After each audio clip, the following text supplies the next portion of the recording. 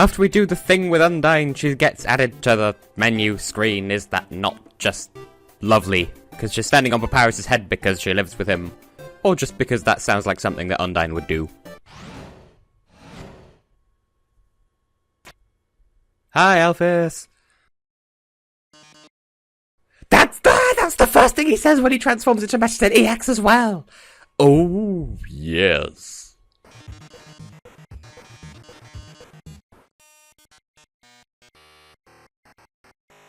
I'll be kind.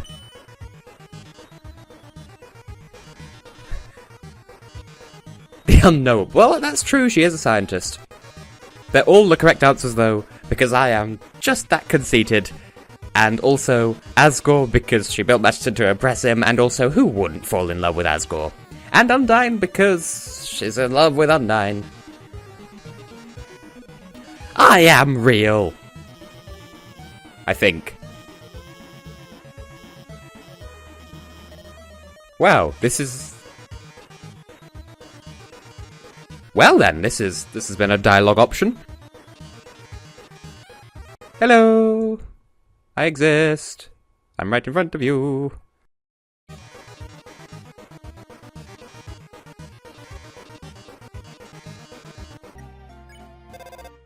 Bye-bye, text box. And Undyne's face. I have no idea what you're saying, you're too far away. By the way, look how far in advance she planned the upside-down phone thing. As per culinary standard, a death force field surrounds the kitchen. I saw you, Flowey.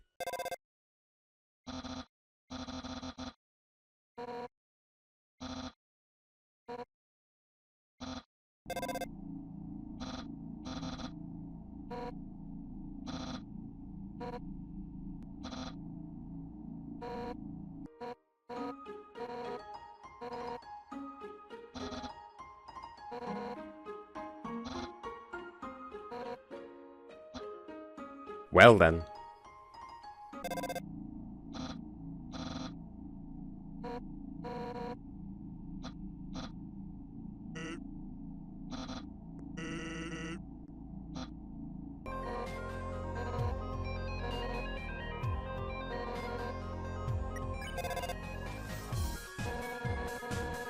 If only you knew.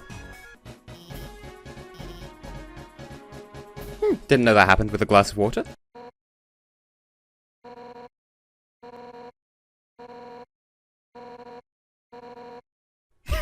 What? That's what I said.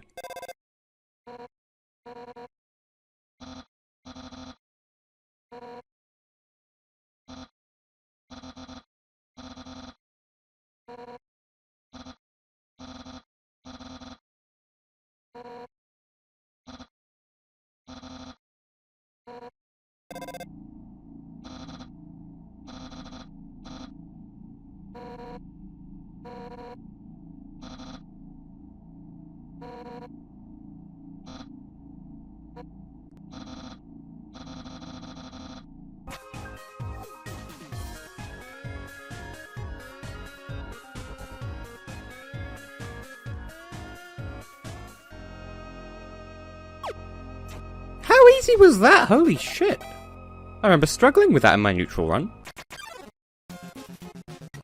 Much as I love this music, I believe if you just buy a spider cider or a spider donut and just eat it in this battle, that's an instant shortcut to sparing her.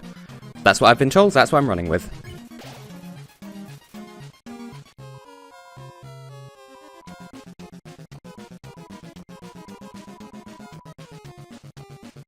There we go. I was slightly worried for a second there. But yeah, I bought it. You see? So, yeah. Brilliant music, really entertaining boss fight, and a relatively cool mechanic. Like, right down to the purple soul perseverance thing, which is a really kind of important thing story-wise. But you could just skip it completely with the right kind of item management. So, that was fun.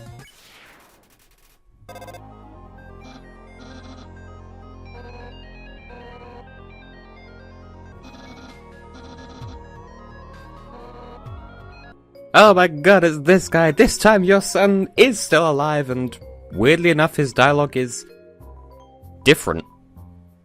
Like, I mean, he tells more of his own story and this, as opposed to, oh, my son ran away, where is he? I hope he's not dead, because he's dead.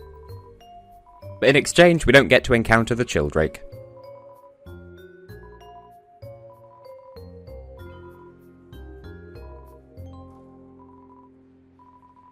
Well, at least he's alive in this timeline, you slightly birdish fuck.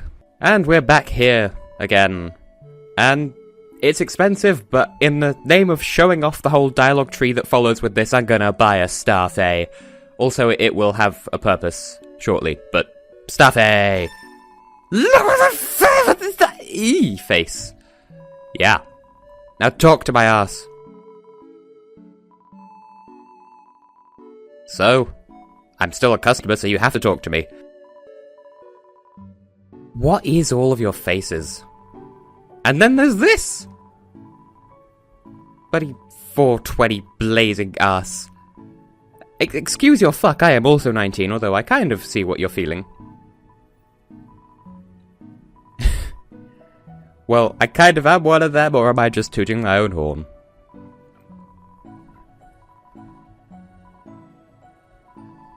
Oh, there's a story? Well, I already know about this, because again, I've seen it on a stream, but this is still entertaining to follow.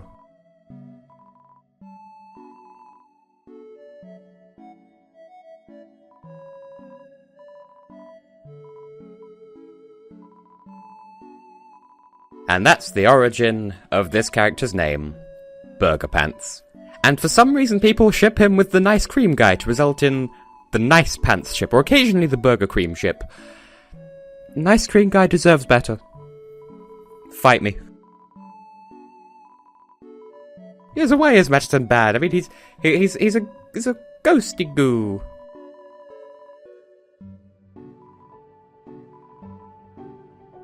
Well, you don't know. Well, I mean, to be fair, there are people who find Bill Cipher, like, sexually attractive, so... Well, I mean, you're kind of rectangular, but your face is kind of a hot mess no matter how you stretch it.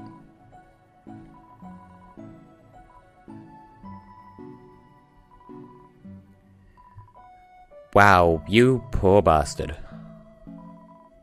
Anyway, you would think that that's it. That's the whole chain with that. But actually, if you come back and talk to Bratty and Catty, there's actually a whole chain with this. Like, there's more than just his side of the story. And I've managed to get my slipper caught in my chair. But don't mind that, that's a real world thing. Wow. I'm gonna be quiet so I can read this.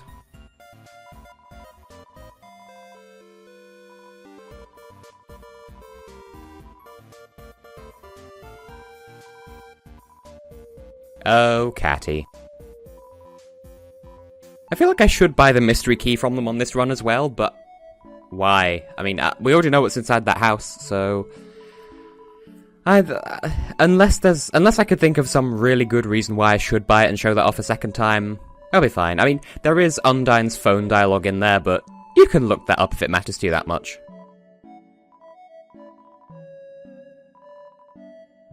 Well, I mean, that's not entirely untrue. But... And we're back here again.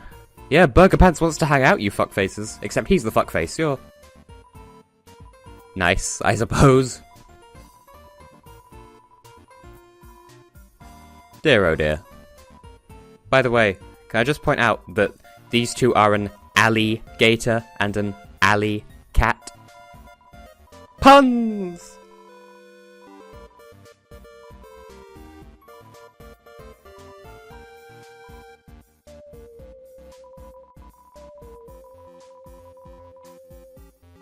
You're awful people.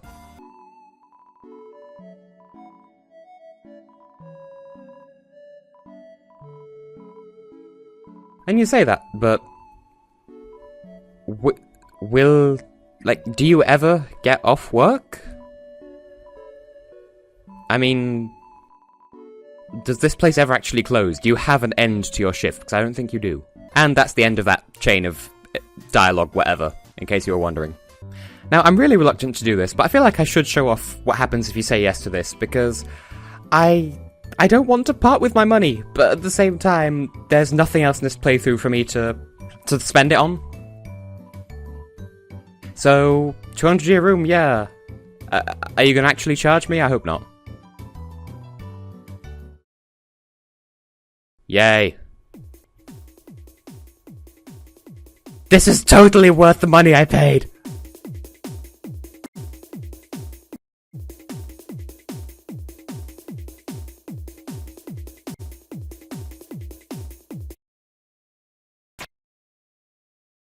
Huh! That was glorious. I'm really glad I did that.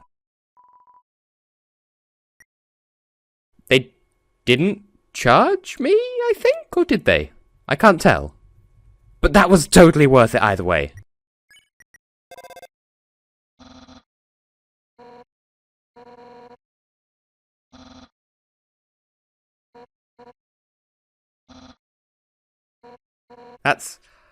This is delightful. Ha! That face. The entire couch! Wow. You poor bastard.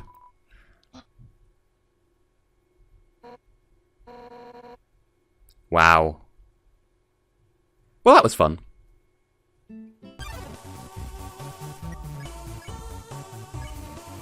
By the way, if you sing at night after doing the thing that I showed off, you'll sing Shiren's song instead of the old song from Neutral Run that I showed off.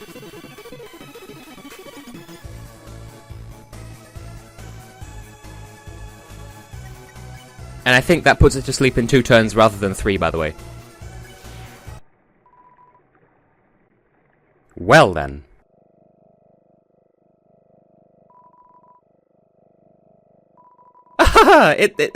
Yeah, no, I'm gonna skip this shit. So, we're gonna dive straight in with Mettaton EX. Now, why am I keeping this in? Well, apart from for the dialogue. Right, I'm going to show off some stuff that you could do in this fight that's impressive. So, there are 2 ways of winning this fight in a merciful pacifist environment. Not taking lots of damage is a good start. Get up to 12,000... get up to 12,000 ratings before the part in the fight that I got to last time, or get to the part in the fight that I got to last time with 10,000 ratings. And I'll just be careless, but yeah. Change clothes, as long as it's nothing that you've worn in the battle up to that point. And... yeah, if you change clothes, then you're pretty much good to go. Then you'll get bonus ratings no matter what. And branded food as well, and I am doing so shittily because I'm paying, like, no attention. Well, that went well. I'm gonna be quiet so I can concentrate for this, if that's okay with you lovely people.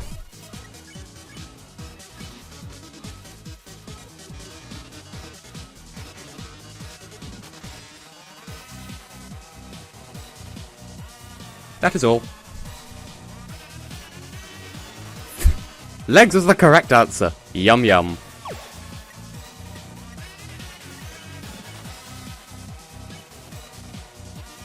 By the way, the lower your HP is, the more ratings boost you'll get from saying, from posing.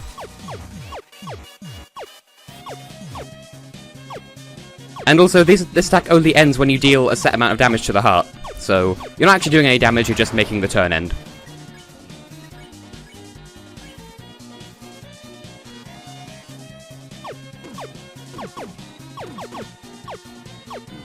Damn it, disappoint. Ah, too many hearts.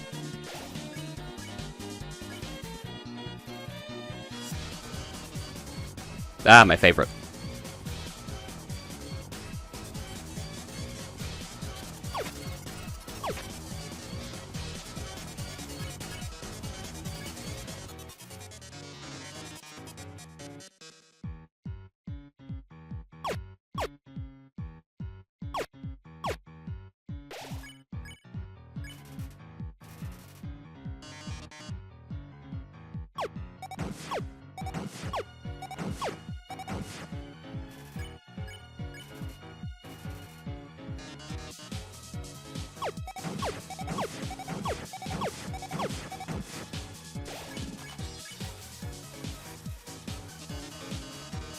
This is a really good turn to use the boast command on because your ratings go up. They go up until you get hit, and you can't get hit on that turn. So, good for your ratings.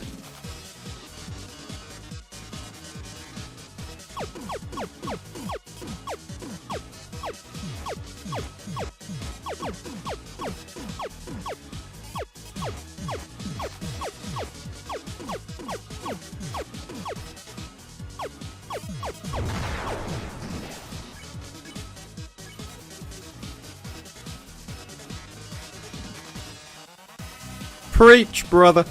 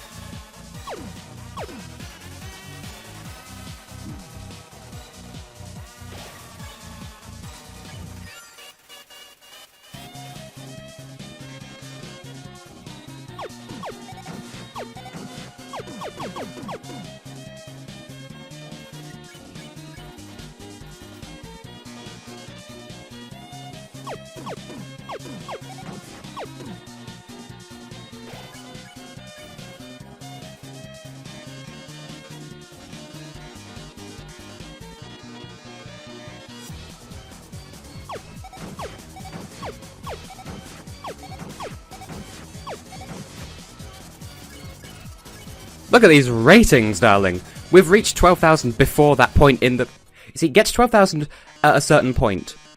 Like, while he still has at least 2 limbs, I suppose. And you mercy the battle. Otherwise, get to the legless point and have 10,000. That's basically how it works. This is so much more fun now that I know what I'm doing. Although it was fun the first time, but... I'll now cut again until we get to something that you've not seen before. Although, I think that's gonna be it for this episode. No promises, we'll see.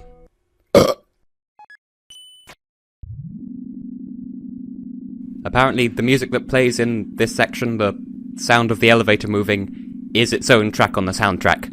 Fun fact. Kind of anticlimactic after what I just showed off, but oh well. Okay, full disclosure, I'm just running on ahead to grab the last... Well, the weapon's kind of immaterial, but I'm here for the locket, so I'm going to have increased defense because apparently I'm going to need it where we're going. Because we have one last port of call before heading to the... Well, to the Asgore fight. I would say final boss, but I don't know exactly what's ahead of us, but we're not ready to face it just yet. This is what we're looking for. There's a phone call that is exclusive to a pacifist ending, but you must have seen the neutral ending first. Yeah. I don't know what to expect from this point, but we have to deliver a thing. What we have to do is follow these instructions really carefully. And this is what differentiates... Like, if you were to do what I did, and then go to face Asgore, then you'd just get a neutral ending. You'd fight Omega Flowey, Photoshop Flowey, whatever he's called. And you get the neutral ending, and that'll be that. And you did a pacifist run up to that point, yeah, fair enough, but you... Flowey will then tell you, oh, you could have been better friends with Papyrus if you didn't do the Papyrus date, or Undyne if you didn't do the Undyne date. And then there's this, which is one last little special requirement, which I'm going to put into its own episode, but I'm going to stick it on the end of this episode first just to build up some hype, because more legitimately unique pacifist run content, and also it's pertinent to the true pacifist ending as opposed to pacifist run plus neutral ending. This, like, Exelda explained to me in rather confusing at first detail about how this fits in with the various... Wow. The various endings of the game. Like, she didn't spoil anything, she just explained, okay, in order to get the true pacifist ending, you're going to need to do this. And so this is what I'm doing.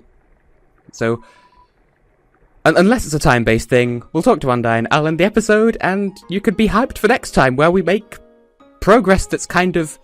I suppose it's beyond the story after Mettaton, but before New Home? Wait, is it a love letter to Alphys? Oh my god, I called it! Oh, the shipping is so real. Well, yes, platonically. Sure. I got the Undyne's letter. I don't doubt that, so to make sure this Pacifist run stays pacifist, I'll just not read that. But I'm fairly sure it's a love letter. However, that's going to be saved for the next episode, and so I have been and will continue to be Tessellating Hexagons, and after this rather awkward run of stitched together montagey episodes, we'll finally have some more fluid content to show off, and I am so excited to see what it brings. And of course, an episode after that will be the Pacifist finale, and that'll be it for this project, at least for the moment. You'll see what I have planned later down the line. But until then, cheerio.